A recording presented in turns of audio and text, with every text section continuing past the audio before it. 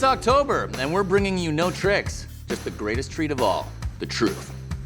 Welcome everyone, I'm Cameron Coleman, and this is 7 on 7, bringing you VNN's top 7 stories from around the globe.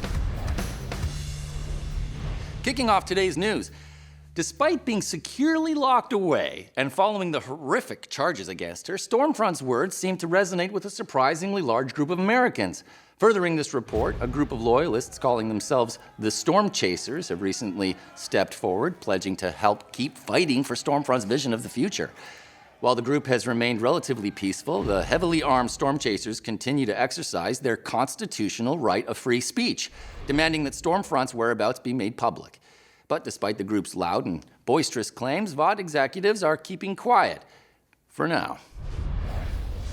Last week, an excited Oceanland crowd was given a rare treat as the Deep made a special public appearance to welcome the park's newest family member, a baby bottlenose dolphin named Dinky, who was gifted to the park by the Saving Our Seas Aquatic Animal Foundation, sponsored by Vought International. Hopefully, the charismatic ocean mammal helps to fill the void left behind from the tragic death of Oceanland's previous lead dolphin attraction just a couple of years ago. Meanwhile, over in the financial world, Vought International stock prices continue to grow following its acquisition of Heaven's Harvest, the beloved Christian-owned organic farm-to-shelf grocery store chain. Both Wall Street and Vought shareholders have responded favorably to this week's announcement, as the news seems to be producing great results for investors.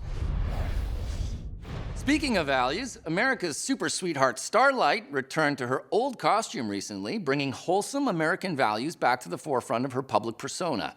Just in time for Halloween, Starlight's classic costume is quickly becoming this year's favorite go-to costume for girls, surpassing Queen Maeve and quickly approaching Homelander-level sales numbers. Supply clearly isn't meeting the demand, as stores are rapidly running out of stock, with unopened packages selling for as much as $200 on eBay. After the break, is the FBSA overstretching their authority? Some think so. Stay tuned to hear our thoughts.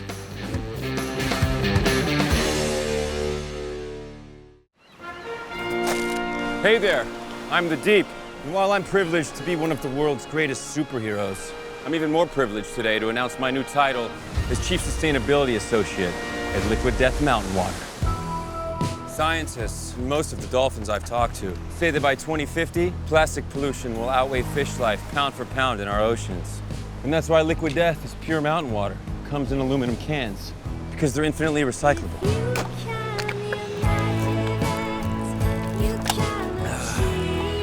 10% of all profits go to help ocean plastic cleanup. That's pretty cool. We can all be heroes by declaring death to plastic. And it burns when I breathe. It's refreshing to do good, so please, keep our oceans beautiful.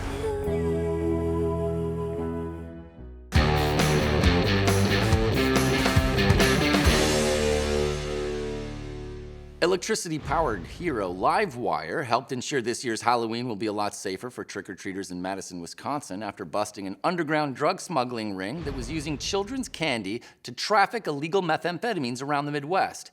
Livewire's lightning-fast efforts definitely saved the day, as nearly 300 pounds of contaminated Sour Soups candy were confiscated, which he saw were promptly, properly, and safely disposed of at a nearby Vought chemical facility before heading to his All Treats, No Tricks event, heroically making a stand against cancel culture's outlandish war on Halloween.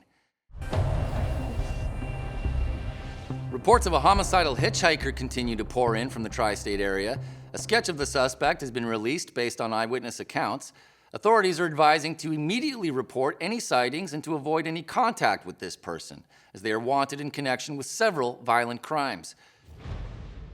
Vought has offered the Seven's assistance in bringing this violent criminal to justice, with Black Noir volunteering to deal with the situation as quickly and obviously as quietly as possible.